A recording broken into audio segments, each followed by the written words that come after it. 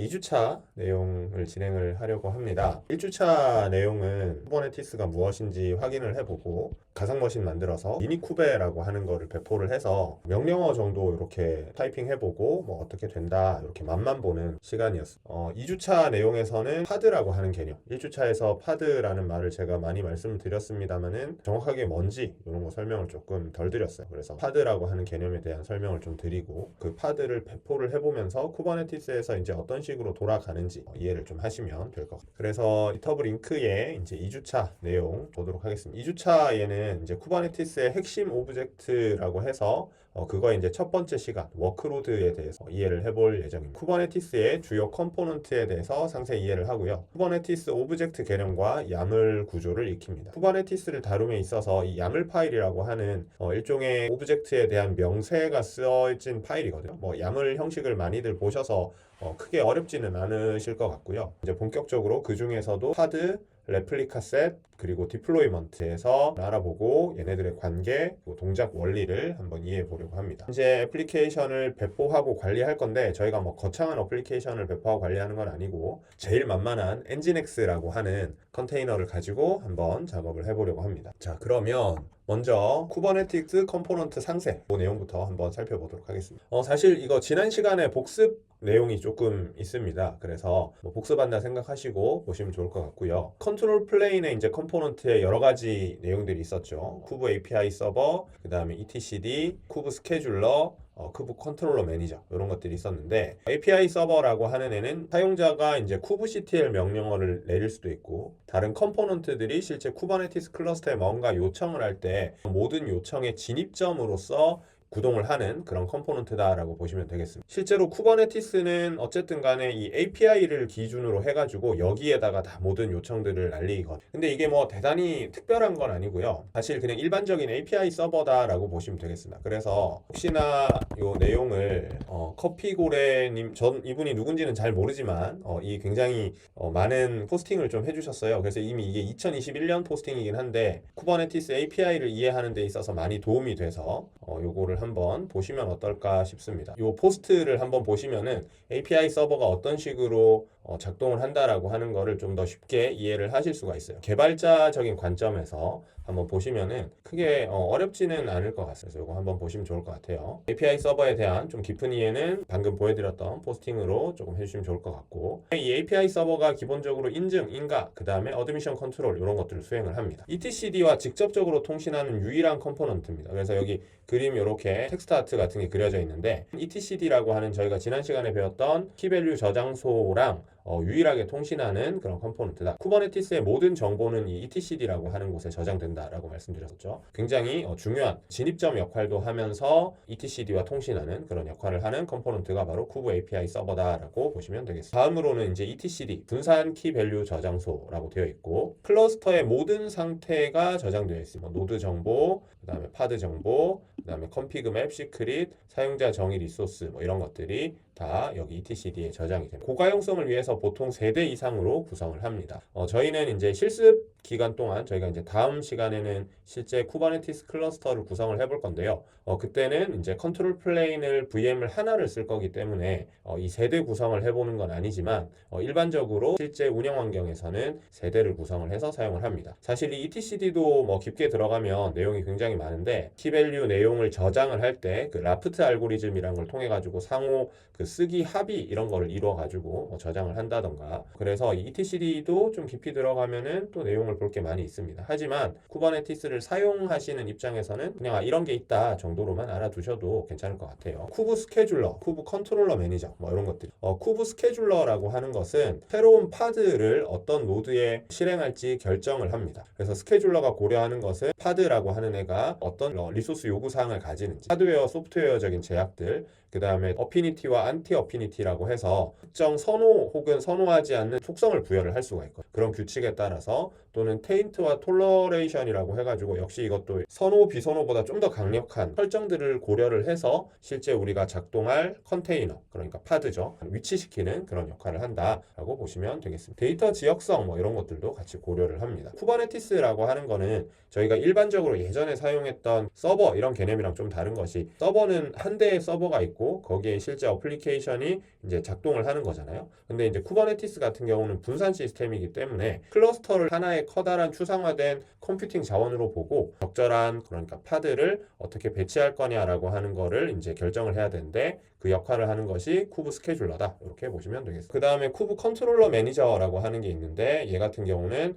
여러 컨트롤러를 실행하는 단일 바이너리라고 되어 있어요. 그래서 노드 컨트롤러, 레플리케이션 컨트롤러, 엔드포인트 컨트롤러, 뭐 서비스 어카운트 컨트롤러, 그리고 네임스페이스 컨트롤러. 이런 것들은 실제로 여기 이름에서 이제 보실 수가 있는데 노드라고 하는 거는 뭐 쿠버네티스 클러스터를 구성하는 실제 물리적 혹은 가상 머신의 그런 노드들을 의미를 한다라고 보시면 되겠습니다. 레플리케이션, 여기 레플리카라고 하는 개념을 우리가 오늘 배울 건데 그런 걸 관리하는 컨트롤러도 있고요. 엔드포인트라고 해서 요거는 이제 다음 시간에 저희가 서비스를 배우면서 또 한번 논의가 될 건데 그런 것까지 같이 관리하는 컨트롤러 뭐 이런 게 있어요. 그리고 그 외에 서비스 어카운트라고 하는 개념이 있는데 이거를 또 관리하는 컨트롤러도 있고 그 다음에 또 네임스페이스라고 하는 걸 관리하는 그런 컨트롤러도 있어요. 그래서 이런 것들이 이제 기본적으로 쿠버네티스 컨트롤 플레인에 제공된다라고 보시면 돼요. 워커 노드라고 하는 애는 여기 보시면은 어플리케이션 파드가 실행되는 곳이다라고 보시면 되겠습니다. 그래서 쿠블렛이라고 하는 애가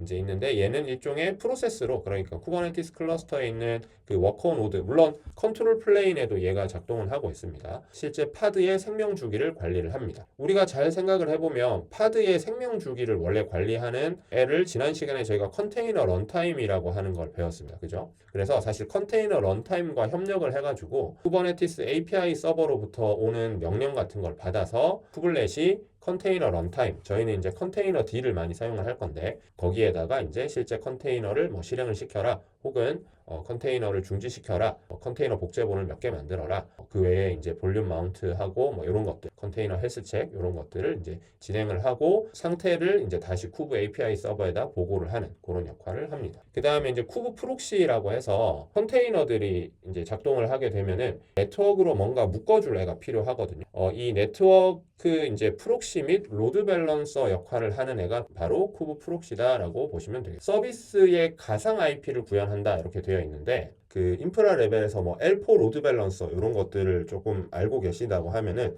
약간 그런 느낌의 것을 이제 쿠버네티스 클러스터 내부에 구현해 놓은 것이 바로 쿠브 프록시다 이렇게 이해를 하시면 되겠습니다. 쿠브 프록시에는 기본적으로 IP 테이블스라고 하는 모드가 있고요. 그 다음에 대규모 클러스터를 사용을 할 때는 IPVS라고 하는 걸 사용을 합니다. 요즘에 많이 각광받고 있는 CNI 중에 이제 실리움이라고 하는 게 있는데 얘를 사용을 하면은 커널 레벨의 기능을 사용을 하는 eBPF라고 하는 기능을 사용을 합니다. 그래서 이 IP 테이블스 같은 경우는 일종의 방화벽 규칙 같은 걸 통해 가지고 뭐 파드로 들어오는 어떤 트래픽이라든지 파드에서 이제 출발하는 트래픽들의 목적지나 출발지 이런 것들을 이제 확인을 해 가지고 그 규칙에 이제 일치하는지 안 하는지 이런 걸 확인을 하거든요. 근데 이 IP 테이블스는 기본적으로 리스트 형식이고 저희가 왜 방화벽 설정을 해보면은 맨 위에 있는 그 규부터 시작을 해서 차례차례 하나씩 이제 체크를 하잖아요. 쿠버네티스 클러스터에서는 이런 규칙들이 점점 클러스터 규모가 커지면은 굉장히 많아지거든요. 그랬을 때 규칙을 하나하나 확인하는 게 컴퓨팅 파워를 굉장히 많이 소모하는 순간이 오게 됩니다. 그래서 이런 경우에는 이제 그 해시 개념으로 이제 요 내용들을 저장을 하고 있는 IPVS를 통하면 대규모 클러스터에서 뭐 시간 복잡도를 ON에서 O1으로 좀 줄일 수 있는 기능을 가지고 있는 게 바로 IPVS라고 하는 거고 대규모 클러스터에 많이 적용이 되어 있습니다. 이거 역시도 조금 오버헤드가 있다 그래가지고 완전히 커널 레벨의 기능을 사용을 하자라고 하는 게 바로 실리움이라고 하는 거. 나중에 또 한 번 더 심화 과정 뭐 이런 걸 하게 된다면은 이 실리움도 한번 다뤄보면 얘도 굉장히 깊이 있는 내용을 좀 다뤄볼 수가 있어. 하지만 이거 역시도 어플리케이션 개발자 입장에서는 뭐 크게 의미가 없을 수도 있습니다만은 뭐 보안 내지는 시스템 엔지니어 입장에서는 얘네들이 어떤 식으로 작동하는지 이런 것들을 좀 잘 알고 계시면 또 많이 도움이 되는 영역이다 보시면 되겠습니다. 그래서 이렇게 크게 보면은 쿠버네티스 클러스터 지난 시간에 복습이긴 합니다만 먼저 컨트롤 플레인이 있고 여기에 여러 가지 요소들 쿠브 API 서버와 etcd라고 보시면 되겠습니다. 그 다음에 워커노드에서는 이제 쿠블렛과 쿠브 프록시 이런 것들이 있는데 쿠블렛이라고 하는 애가 지방자치단체장 약간 이런 느낌으로 설명을 드렸습니다. 이런 애가 있고 얘가 이제 컨테이너 런타임과 협업을 통해서 컨테이너를 생성하고 삭제하고 복제하고 이런 역할을 한다. 그 다음에 쿠브 프록시는 그런 컨테이너의 네트워크 레이어를 제공해주는 애다라고 보시면 되겠습니다. 그러면은 이제 그 다음으로 쿠버네티스 오브젝트 본격적으로 이제 저희가 실제 쿠버네티스 내에 상태의 워크로드가 작동할 때 생성되는 여러 가지 요소들에 대해서 일단 알아볼 예정입니다. 오브젝트라고 하는 것은 클러스터의 상태를 나타내는 영속적인 엔티티다, 이렇게 이제 설명이 되어 있는데 이게 말이 조금 확 와닿지는 않습니다. 근데 쿠버네티스를 이렇게 다루다 보면은 이게 이제 어떤 말인지 좀 쉽게 이해를 하실 수가. 오브젝트가 표현하는 것이라고 되어 있는데 이 쿠버네티스를 쓴다라고 하는 것은 결국에는 뭔가 개발한 어플리케이션이 됐든 어떤 기능이 됐든 걔를 이제 배포를 해서 작동을 하게 하는 게 저희의 목표잖아요. 그래서 예전에는 서버에 실제로 프로그램을 시스템D에 등록을 해서 사용을 할 수도 있고, 내지는 서버를 띄워서 사용을 할 수도 있고, 여러 가지 그런 방법들이 있었는데 쿠버네티스에서는 이제 오브젝트라고 하는 개념을 통해 가지고 실제 워크로드를 작동하도록 합니다. 그래서 오브젝트가 표현하는 것은 어떤 컨테이너화된 애플리케이션이 어디에서 실행 중인지, 그 다음에 해당 애플리케이션이 사용할 수 있는 리소스는 뭐가 되는지, 얼마나 되는지, 재시작, 업그레이드, 장애 허용 등의 정책들, 이런 것들을 이제 오브젝트가 표현을 하고 있습니다. 아직 좀 추상적이죠. 개념적으로 이제 이렇다라고 하는 것만 좀 가지고 가시면 좋겠고, 이 오브젝트라고 하는 것은 야물 파일이라고 하는 걸로 구체화되어 있고 여기에 이제 명세가 되어 있습니다. 그래서 쿠버네티스 오브젝트는 다음 필수적인 필드를 가진다라고 설명이 되어 있는데 API 버전, 그 다음에 카인드, 메타데이터, 그 다음에 스펙, 크게 요 네 가지 기본 필드를 기준으로 해가지고 이 오브젝트를 정의하게 돼요. 그래서 API 버전이라고 하는 거는 말 그대로 진짜 API 버전으로 쿠버네티스 그 API 서버에 이제 정의되어 있는 것을 저희가 여기에 적어줍니다. 실행하려는 오브젝트마다 좀 다른데 이것도 뭔가 정리되어 있는 그런 것이 있거든요. 일단은 이런 게 있다 정도로만 좀 이해를 해주시면 좋겠고, 해당 그 API 버전 V1 안에 이제 어떤 그 오브젝트를 쓸 거냐라고 하는 게 카인드라고 하는 필드에 정의가 되어 있어요. 여기에는 파드라고 하는 이름의 카인드를 정의를 하고 있고, 그 다음에 메타데이터라고 하는 거는 말 그대로 사람이 또 이걸 보고 구분할 수 있는 그런 그 이름표 같은 거라고 보시면 되겠죠. 그래서 현재 이 파드의 이름이 뭐다, 네임스페이스는 어디에 있다, 그 다음에 라벨해서 어떤 꼬리표 같은 걸 붙일 수가 있는데 이거 역시는 키와 그 값으로 된 표현을 합니다. 그래서 여기에서는 앱이라는 키의 그 값으로 my 앱이라고 스펙을 정의를 해놨죠. 그 밑에 이제 스펙이라고 하는 실제 이 오브젝트가 어떤 거다라고 하는 게 이제 정의되는 거. 근데 요거는 이제 오브젝트마다 아래에 쓰여지는 필드가 굉장히 많이 다르거든요. 그래서 요거는 차차 하나씩 보면서 확인을 해보겠습니다. 그리고 하나 더 추가로 말씀드리자면 실제로 이런 야물 파일을 직접적으로 막 쓰는 경우는 많이는 없습니다. 템플릿이 기본적으로 있기도 하거니와, 그 다음에 요즘에 사실 AI가 굉장히 많이 발전을 해서 우리가 원하는 템플릿 같은 이런 야물 파일 같은 거를 자연어로 그냥 이야기를 하면 잘 써주거든요. 그러면 그 기본 틀을 가지고 조금씩 수정해서 쓰는 정도다라고 보시면 되겠습니다. 그 다음에 이 스테이터스라고 하는 게 지금 위에는 안 나타났는데 여기 표에는 있습니다. 이 오브젝트의 현재 상태를 나타내는 거고, 실제 사용자가 여기에 직접적으로 뭘 쓰지는 않고요. 쿠버네티스에서 이거를 기본적으로 기록을 해서 가지고 있습니다. 그래서 요거는 나중에 저희가 이제 오브젝트 상태를 조회를 해보면서 한번 또 보여드리도록 하겠습니다. 그 다음에 이런 쿠버네티스에서는 선언적으로 관리를 합니다. 예를 들어서 이제 명령적인 관리는 엔진엑스 컨테이너를 3개 실행하라 이런 식으로 우리가 명령어를 그냥 내리는 건데, 쿠버네티스에서 선언적이다 하는 것은 사용자가 원하는 상태를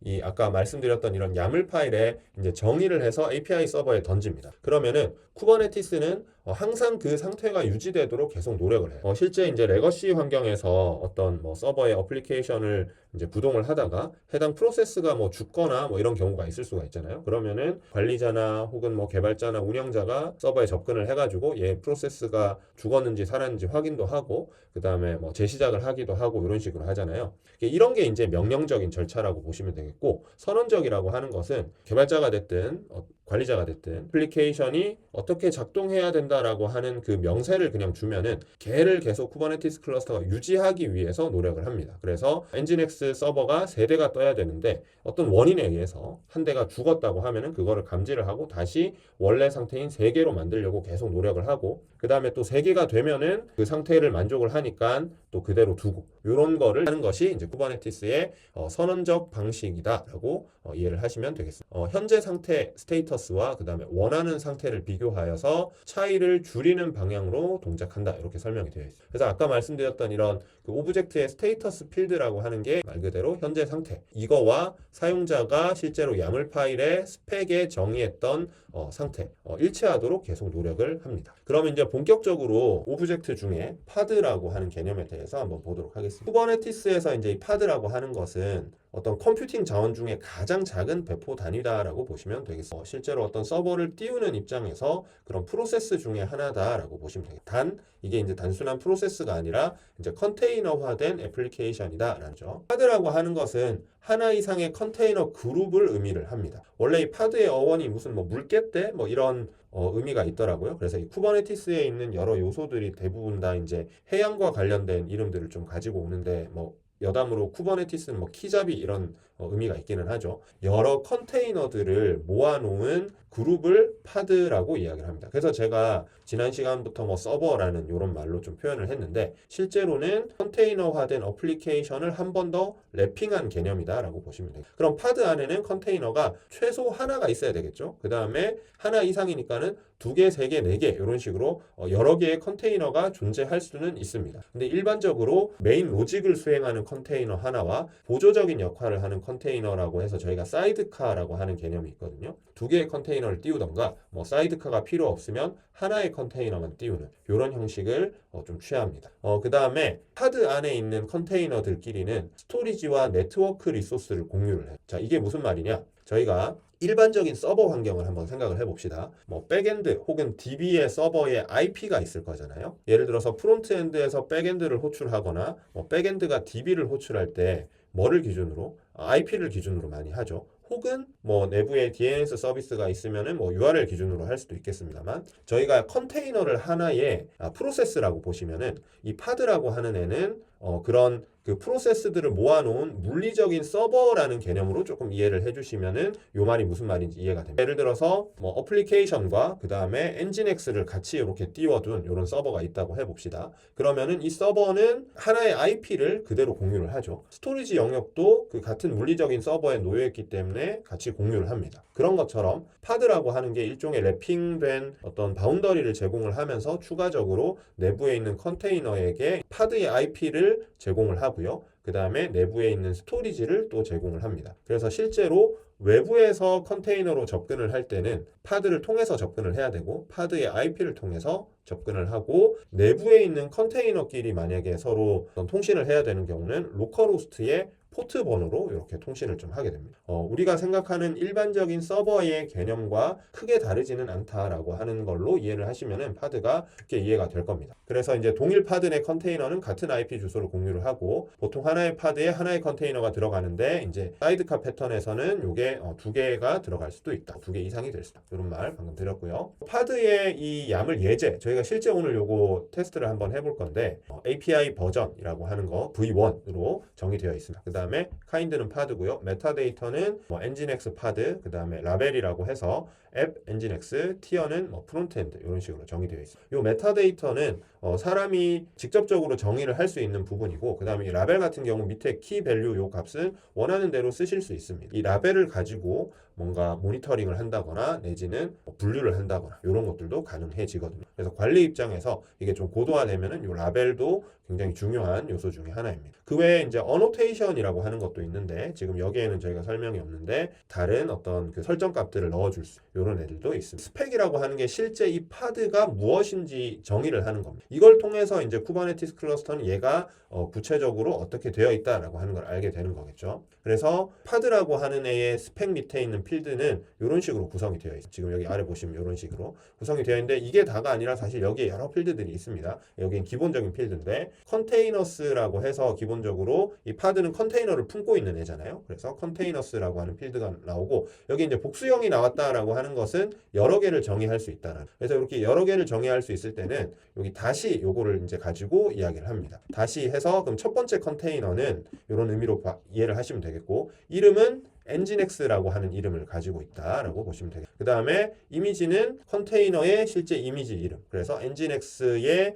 1.27 태그를 달고 있는 애네요. 요거 같은 경우에는 여러분이 만약에 실제 어플리케이션을 개발했다고 하면 컨테이너 레지스트리에 어플리케이션을 올려놓고 그 이미지 이름을 여기에 써주면 되겠죠. 그 다음에 포트라고 하는 것은 컨테이너가 오픈할 포트를 정의를 해주는 겁니다. 여기에서는 컨테이너 포트에서 80번을 정의를 하고 있습니다. 여기도 다시 이렇게 되어 있는 거 보니까는 여러 개를 정의를 할 수 있다는 뜻이겠죠. 그 다음에 여기 이제 포트와 같은 레벨의 이제 리소스라고 해서 여기에 리퀘스트와 리밋이라는 게 있습니다. 리퀘스트는 말 그대로 파드가 실행되기 위해서 쿠버네티스 클러스터한테 나 요만큼의 자원을 할당해줘라고 이야기하는 겁니다. 그래서 메모리와 CPU를 기본적으로 이제 정해서 이야기를 할 수 있는데 여기에 250M 이렇게 써져 있습니다. CPU는 요거는 이제 250 밀리코어라고 해서 쿠버네티스에서는 실제 물리적인 혹은 뭐 가상 머신이 될 수도 있고 그 노드에 있는 코어 수를 8코어, 뭐 4코어 뭐 이런 식으로 이야기를 할 수 있잖아요. 그거를 하나로 보고 250M이라고 하는 것은 4분의 1 코어를 의미를 합니다. 그래서 1000밀리코어가 실제적으로 물리적인 하나의 코어에 매핑된다고 보시면 되거든요. 4분의 1 코어를 의미를 하고 메모리는 64 이거 뭐 메비바이트가 되는 거죠. 이런 식으로 이제 정의를 하고 있습니다. 그래서 최소 요만큼을 보장해 달라라고 이제 요청을 하는 거고 리밋이라고 하는 것은 이 파드가 최대 얼마만큼의 컴퓨팅 용량을 사용할 수 있느냐를 정의를 하는 겁니다. 그래서 CPU는 500밀리 코어라고 하면 0.5코어가 되겠죠. 그 다음 메모리는 128 메비바이트 되어 있어요. 그래서 요 바운더리 안에서 실제 컴퓨팅 파워를 소모를 하게 됩니다. 근데 요 리소스를 저희가 정의를 하지 않을 수도 있거든요. 그렇게 되면은 이 쿠버네티스에서는 이 파드의 리밋과 리퀘스트 제한을 걸지를 않습니다. 파드가 뭐 쫙 컴퓨팅 파워를 땡겨 쓰는 만큼 제공을 해주거든요. 그렇게 되면은 실제 쿠버네티스 클러스터에 장애가 발생할 수도 있겠죠. 뭐 하나의 파드가 컴퓨팅 자원을 너무 많이 땡겨 써서. 그래서 일반적으로 저희가 운영 환경에 들어가면은 반드시 이 리퀘스트와 리밋을 잘 설정을 하게 되어 있습니다. 이것을 제대로 설정하지 않으면 좀 문제 생기는 경우들이 많이 있거든요. 실제 뭐 지금 제가 근무하고 있는 곳에서도 개발 클러스터 같은 경우에는 이거 설정 안 해서 클러스터 터지고 뭐 이런 경우들이 한 번씩 있었거든요. 그래서 요거는 실무적인 입장에서는 꽤 중요하다라고 보시면 돼요. 그러면 이제 파드가 어떤 식으로 생성이 되느냐라고 하는 건데 이런 식의 이제 명세를 야물 파일을 적어 가지고요. 이런 사용자는 명령어를 이렇게 던집니다. 그래서 kubectl apply 하고 그때 이제 어플라이 할 때 어떤 파일을 가지고 이제 API 서버에 던질 거냐라는 게 여기 뒤에 파라미터로 -f의 path.yaml. 요 path.yaml은 이제 야물 파일 그냥 이름이 되면 되겠습니다. 지금은 이제 예시로 path.yaml이라고 하는 파일을 만들고 걔를 어플라이 한다라고 보시면 되겠습니다. 이거를 이제 쿠브 API가 요 요청을 수신을 합니다. 그래서 이 야물 파일을 이제 받아가지고 etcd에다가 이 파드에 대한 정보를 먼저 저장을 해요. 그러고 나면은 이 쿠브 스케줄러가 이 etcd의 변경 사항을 감지를 합니다. 새로운 파드를 만들어야 되네 라고 하는 걸 감지를 하게 되면은 이 스케줄러가 그럼 이 파드는 뭐 컴퓨팅 자원이 지금 여기 위에 예시를 가지고 한번 말씀드릴게요. 메모리가 뭐 64MB, 그 다음에 CPU는 0.25코어 정도를 기본적으로 할당해야 되고 최대는 얼마니까 이제 보고 있는 노드 중에 이런 여유가 있는 곳에다가 배치를 하게 됩니다. 자, 그러면은 이때 이제 배치를 하게 하면서 어떤 노드에 배치되었다라고 하는 거를 etcd에 이제 업데이트를 해줘요. 그러면은 해당 노드의 쿠블렛이 또 요거를 감지를 해가지고 실제 이제 컨테이너 런타임한테 요청을 합니다. 그래서 요런 요청이 들어왔어. 그래서 여기 스펙에 있는 요 부분이 되겠죠. 요거를 이제 컨테이너 런타임이 알아먹을 수 있도록 던지는 거. 그러면은 실제로 해당 노드의 파드가 실행이 된다라고 보시면 되겠습니다. 자, 그래서 요거를 한번 직접 실습을 한번 해보고요. 그리고 잠깐 쉬는 시간 가졌다가 쭉 진행을 해볼게요. 그래서 요거 먼저 실습 좀 해보도록 하겠습니다. 저희 그러면은 그 지난 시간에 만들었던 미니쿠베라고 하는 VM 있죠. 여기에 접속을 하겠습니다. 그러면 IP를 까먹으셨을 수도 있을 것 같아가지고 만약에 IP를 까먹으셨다면 SSH에 -i에 저는 이제 SSH 키를 통해서 ID는 실제 사용자 이름 저는 김ht였죠. 이렇게 해서 접근을 하셔도 되고 그 다음에 config 파일을 잘 설정을 해 두셨다면은 저는 이렇게 미리 정의를 해놨거든요. 베스천이라고 하는 요게 이제 VM 만들 수 있는 인터페이스 제공하는 곳이죠. 그래서 여기에서 리스트 VM 이렇게 보시면은 여기 미니 쿠베 요거 저는 이렇게 돌아가고 있네요. 그래서 IP가 저는 10.254.0.70입니다. 그러면은 새로 터미널 창을 하나 다시 여셔가지고 로컬에서 SSH 10.254.0.70 이렇게 해주시면은 네, 접근이 됐죠. 그래서 제 사용자 계정과 그 다음에 여기 뒤에 보면은 호스트 이름 미니쿠베 이렇게 보이는 걸 확인을 하실 수가 있겠습니다. 요거 레포를 다운을 받으셨다고 하면 클론을 하셨다고 하면은 여기 들어가셔서 요번에는 2주차 내용으로 들어가겠습니다. 그래서 여기에 보시면은 리드미가 아까 저희가 봤던 그 내용이고 이그젬플 여기 안에 저희가 오늘 실습할 야물 파일들이 이렇게 정의가 돼요. 그럼 요게 뭔지만 한번 보도록 하겠습니다. 이그젬플스의 파드 요거를 한번 캣으로 불러오죠. 그럼 아까 우리가 봤었던 그 내용이 이렇게 정의가 되어 있습니다. 자, 그러면 요거를 이제 apply를 통해 가지고 명령을 날려주시면 kubectl apply -f에 example 경로에 pad.yaml이라고 하는 파일을 apply를 하겠다. 그리고 이름은 nginx pad라고 하는 이름의 pad가 생성되었다. 이렇게 응답이 떨어집니다. 그러면은 kubectl get pad 이렇게 해보시면은 이렇게 러닝 상태, 생성된 지는 한 22초 정도 됐나 보네. 이런 걸 확인을 하실 수가 있습니다. 자, 그러면은 여기에 보시면은 상태 확인에 여기 -5에 와이드 해서 조금 더 상세한 정보 보는 방법이 있었습니다. 와이드죠. 이런 식으로 하시면은 조금 더 상세하게 해당 파드의 IP라고 하는 거, 그 다음에 생성된 지는 아까 22초였는데 이제 시간이 지나서 47초로 업데이트 되어 있는 보실 수 있고, 상태 러닝. 그 다음에 여기 레디에 보면 1/1 이렇게 되어 있습니다. 실제 이 파드 안에 들어있는 컨테이너를 의미를 하는 거거든요. 여기 슬러시 뒤에 있는 분모 역할을 하는 1은 전체 컨테이너 수라고 보시면 돼요. 그럼 지금 하나가 있는 거고, 그 다음에 여기 앞쪽에 그 분자 역할을 하는 애는 현재 구동되고 있는 컨테이너를 의미한다라고. 그러면은 사용자가 명세를 할 때 이 nginx pad라고 하는 애는 컨테이너를 하나를 명세를 했고, 지금 실제로 돌고 있는 것도 하나다. 그러면은 쿠버네티스 클러스터 입장에서는 이 파드는 제대로 지금 우리가 원하는 상태로 돌아가고 있는 걸로 이해를 할 수 있겠죠. 그래서 여기에 보시면은 스테이터스가 러닝 이렇게 되어 있습니다. 그럼 요거 정보를 조금 보시면 kubectl describe pod nginx pod kubectl 상세 정보를 이제 사람이 보기 좋게 정리해서 보여줘라는 게 이제 describe라고 보시면, 오브젝트 이름 파드를 적어 주시고요. 아까 그 kind로 정의됐던, 그 다음에 그 kind로 정의된 파드의 실제 이름 nginx pod 이렇게 해주시면은 이제 얘에 대한 정보를 조회를 하실 수가 있습니다. 그래서 여기에 이름, 네임스페이스, 프리오리티, 서비스 어카운트, 그 다음에 어떤 노드에 위치해 있고, 언제 시작했고, 라벨은 뭐다. 여기 아까 정의된 라벨이 붙어 있는 거 보실 수 있죠. 그 다음에 어노테이션은 아무것도 없네요. 그 다음에 스테이터스는 러닝이고, IP 우리 아까 요거 여기 아까 -5의 와이드로 이렇게 봤을 때 이렇게 IP랑 같은 거 확인하실 수가 있고, 그 다음에 컨테이너 아이디는 지금 이렇게 되어 있는데 이미지가 이제 nginx 1.27입니다. 그 다음에 이미지 아이디 식으로 쭉쭉 되어 있는 걸 볼 수가 있게, 이런 거를 이제 디스크라이브로 확인을 할 수가 있다라고 하는 거. 그래서 실질적으로 저희가 만약에 문제가 생기면 이 디스크라이브에 어떤 문제가 생겼다라고 하는 게 여기 표시가 되거든요. 그런 걸 읽어서 지금 현재 이 컨테이너에 혹은 파드에 무슨 문제가 있구나라고 하는 걸 또 보실 수가 있겠습니다. 그 다음에 로그 같은 것도 보실 수가 있는데 이거 지난 시간에 봤던 내용이랑 되게 비슷합니다.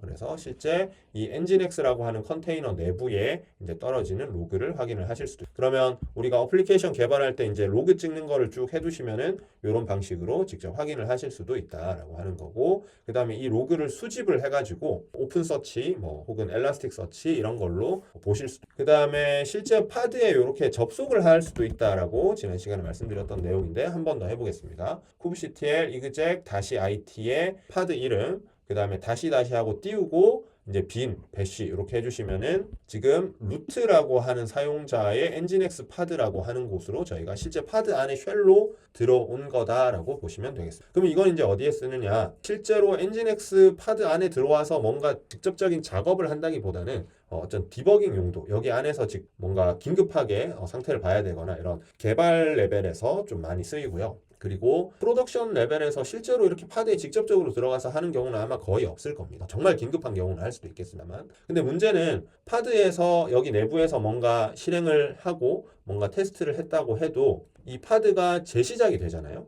그러면은 컨테이너는 기본적으로 다 휘발이 돼버려요. 그렇기 때문에 예를 들어서 apt 업데이트 이런 걸 해보면 컨테이너 안에서 이 apt 업데이트를 하실 수도 있어요. 예를 들어서 apt install 뭘 할까요?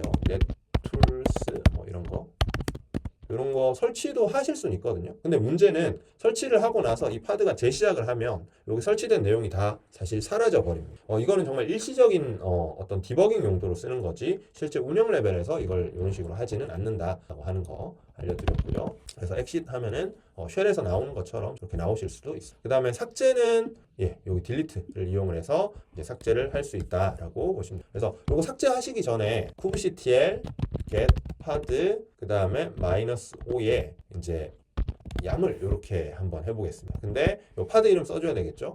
nginx pod 이렇게 해보시면은 제가 요거 뭘 보여드리려고 하냐면 야물 파일 형식으로 요 파드의 정보를 뽑아내는 거라고 보시면 되는데 저희가 아까 디스크라이브로 봤었죠. 그 디스크라이브로 보는 게 사실은 이 야물 파일 형식의 키밸류를 사람이 보기 좋게 정리를 해 놓은 거고 실제로 요거 로그 데이터는 이렇게 보인다라고 보시면 되겠습니다. 그래서 API 버전 V1 저희가 요거 제가 옆에 창을 하나 더 열어볼게요. 그렇죠? 네. 요거 보시면 실제 아까 저희가 파드 야물은 이렇게 간단했습니다. 간단했는데 지금 요거 보시면은 네 이게 뭐가 엄청 복잡하죠. 실제 그래서 이 야물을 던지게 되면 쿠버네티스가 기본적으로 채워놓은 정보들이 이런 식으로 뭐 어노테이션도 채워놓고요. 그 다음에 뭐 UID 뭐 이런 것도 만들어서 채워놓고요. 그 다음에 이미지 풀 폴리시 이런 건 따로 적지 않았는데 이런 것들도 적어놨어요. 요거는 이제 if not present라고 해서 실제 노드에 이 해당 이미지가 없으면은 그때 풀을 해오고 만약에 있으면은 펄에 있는 이미지를 바로 사용을 하게 하는 그런 옵션이고요. 뭐 이걸 이제 always 이렇게 해놓으면은 내부에 뭐 이미지가 있든 말든 계속 새로 땡겨오는 뭐 이런 것들도 있습니다. 그 다음에 name 뭐 이런 거 있고 termination message pass 뭐 이런 여러 가지 뭐 이상한 저희가 처음 보는 뭐 볼륨 마운트 뭐 이런 것들이 쭉 있고요. DNS 폴리시 뭐 이상한 게 굉장히 많이 들어가 있어요. 그리고 아까 말씀드리려 했던 스테이터스가 이제 여기에 정의가 되어 있어요. 저희는 이렇게 짧은 야물 정도를 던지지만 쿠버네티스 입장에서는 이런 것들 꼭 필수적인 내용들을 채워놓고 거기에 플러스 현재 상태가 어떻다라고 하는 것까지 정의를 하고 있다라고 보시면 되겠습니다. 자, 그러면은 정말 지워보겠습니다. kubectl delete. 근데 지우는 방법이 파드에 실제 이름을 지정을 해줘서 지우실 수도 있고 아니면은 다시 F에 파일 이름을 직접 지정을 해서 저희는 pad.yaml이라고 하는 파일이었죠. 이런 식으로 해가지고 지울 수도 있다. 그러면은 이 파일 정보가 다시 API 서버로 전송이 되겠죠. 그러면은 이번엔 지우라는 거네. 그럼 etcd랑 비교를 해봐가지고 이런 내용이 정말 있는지를 확인을 하고 지우게 될 겁니다. 그래서 delete 이렇게 해주시면은 실제로 파드가 지워졌을 거고요. 여기 보면 지워졌다 이렇게 설명이 나오죠. kubectl get pad 해보시면은 디폴트 네임스페이스에 아무것도 없는 상태가 다시 되었습니다. 자, 이렇게 해가지고 기본적인 파드에 대한 생성 그리고 내용 확인해 보는 방법, 로그 보는 법, 그 다음에 내부에 들어가서 쉘을 한번 실행해 보는 거, 그리고 삭제까지 이렇게 한번